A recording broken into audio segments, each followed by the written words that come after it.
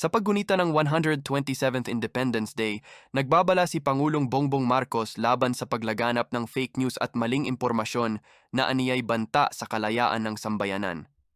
Ayon sa Pangulo, ang kasalukuyang hamon ng kalayaan ay hindi na baril o pananakop kundi ang pagkakalat ng kasinungalingan sa internet at social media.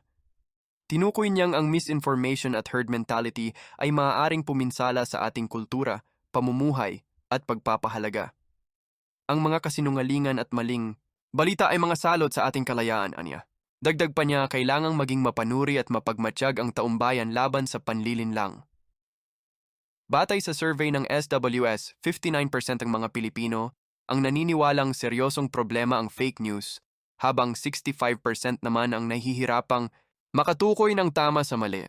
Sinabi rin ng palasyo na sumusuporta ito sa panukalang batas na magbibigay ng malinaw na definisyon at parusa sa fake news.